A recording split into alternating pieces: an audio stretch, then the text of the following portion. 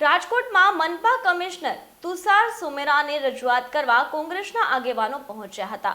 City bus દ્વારા સર્જાયેલ અકસ્માતમાં agency સામે કોઈ કાર્યવાહી ન કરતા કોંગ્રેસે નારાજગી વ્યક્ત કરી હતી। ત્યારે કોંગ્રેસના આગેવાનો દ્વારા રમકડાની સિટી બસ લઈને મનપા કમિશનરને આપવામાં આવી હતી। રાજકોટ મહાનગરપાલિકા વિજિલન્સની ટીમ અને કોંગ્રેસના આગેવાનો વચ્ચે ઘર્ષણ પણ થયું હતું।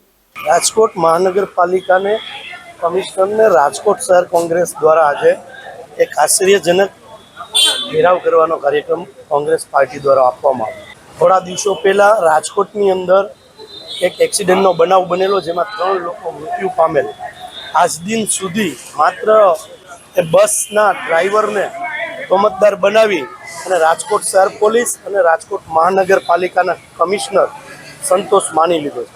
ત્યારે કોંગ્રેસ દ્વારા આજે આક્ષેપ કરવામાં આવેલો છે કે જે આ સિટી બસનો કોન્ટ્રાક્ટ છે એના કોઈ પદાધિકારી અને જે છે એ બસ અત્યારે 45 ડિગ્રીની અંદર એ બસો બંધ કરવામાં આવી છે, અને જ્યારે એ બસ બંધ કરવામાં આવી છે એ બસ 1,25,00,000ની બસ છે, એક બસ।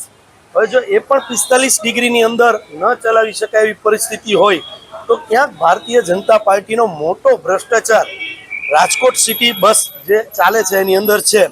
કારણ કે આ જે બસો છે, જે એસટીની બસો પહેલાં ચાલતી હતી, એમાં કોઈ દિવસ બસ બંધ કરવી પડી એવી પરિસ્થિતિ નથી ઊભી થઈ।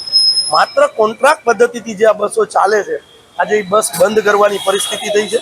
ક્યાંક ને ક્યાંક આ બસોની અંદર રાજકોટ મહાનગરપાલિકા અને મહાનગરપાલિકાના ભારતીય જનતા પાર્ટીના ઉચ્ચ કક્ષાના આગેવાનો દ્વારા ભ્રષ્ટાચાર કરવામાં આવેલો છે। જો 1,25,00,000ની બસ જો 45 ડિગ્રીમાં ન ચાલી શકતી હોય તો એની તપાસ થવી જોઈએ કે આ કઈ પ્રકારની બસ છે। હકીકતમાં 1,25,00,000ની બસ છે, ખાલી 25,00,000ની બસ છે।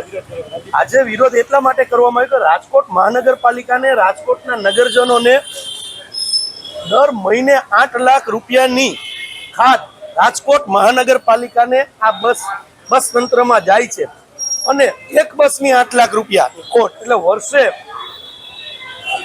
મોટા કરોડો રૂપિયાની ખોટ રાજકોટ મહાનગરપાલિકાના બસ તંત્રની અંદર જાય છે। ત્યારે આજે રાજકોટ શહેર કોંગ્રેસ દ્વારા રાજકોટ મ્યુનિસિપાલિટી કમિશનરને રમકડાની બસ આપીને આના કરતાં રમકડાની બસમાં આપ રાજકોટના નગરજનોને ફેરવો તો પણ ચાલશે, આ ઇલેક્ટ્રિક બસ બંધ કરી તો જે એસટી તંત્રની જે સેવા હતી પૂર્ણ ચાલુ થાય, જેથી કરીને લોકો હેરાન પરેશાન ન થાય।